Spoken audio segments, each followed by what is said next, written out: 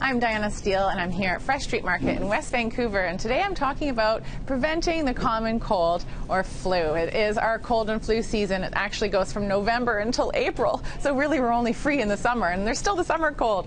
So what are you doing to prevent getting your cold or flu, other than, eating your orange? Number one is washing your hands, and I think, we can't do it enough, using soapy water and washing them for about 15 seconds, but not just before you eat.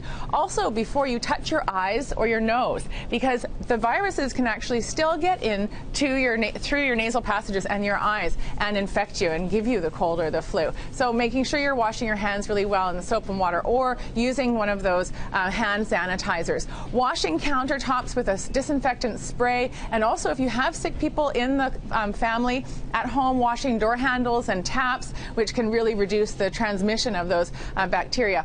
Getting enough sleep, 7 to 8 hours per night, is very important to help boost your immune system. If you're not sleeping well, then your immune system is not working at its peak.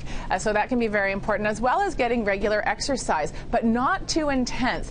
Extremely high intensity exercise can actually reduce your immune system. So you want to just keep it moderate to intense and do it regularly with proper recovery and fuel. But of course, food does play a role. Now, vitamin C, we once thought, well, Linus Pauling thought, that we could prevent the common cold by having vitamin C from an orange, for example. But that's not true. Vitamin C does help improve your immune system. So just for general health and making sure we're keeping healthy and strong, getting vitamin C from our fruits like oranges and kiwi fruit, strawberries, papayas, broccoli, they're all great sources, can be a really good part of your everyday diet. But once you get that cold, research has shown that taking 2,000 milligrams of vitamin C or 2 grams of vitamin C during the cold can actually reduce or shorten the symptoms. So that's something that you might want to think about if you're actually suffering from a cold at the moment. The other nutrient that is important for immune function and just everyday health is vitamin A. It's a fat-soluble vitamin that we use for good vision, healthy skin, and nails and teeth and bones. Vitamin A has been shown also to help maintain healthy mucous membranes, and the mucous membranes are kind of first line of defense against those bacteria. So we have some really good sources of vitamin A in our diet, or beta carotene. Orange vegetables, so eating your carrots every day, having winter squash and orange sweet potatoes and yams can all be really great ways of getting beta carotene. You even get beta carotene in broccoli. Also, there are some supplements out there which are good sources. Chlorella by Vega is an algae that has a high amount of vitamin A in it, or beta carotene, so that can be really good for boosting your immune system as well.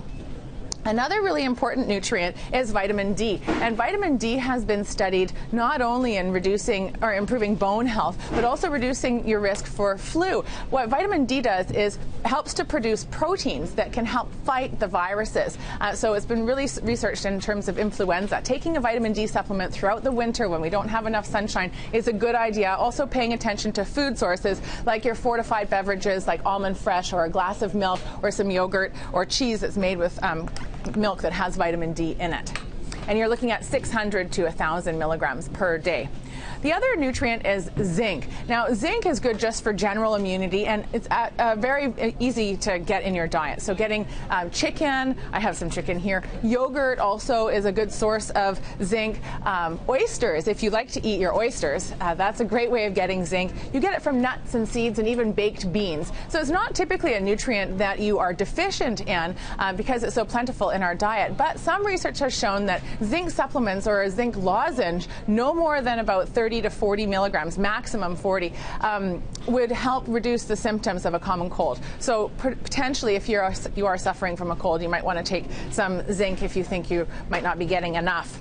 Other supplements that have been researched and have good results, echinacea and North American ginseng, both are shown to help reduce the symptoms of the common cold, as well as some probiotics. And probiotics, as we know, because our gut has about about 70% of our immune system located in there.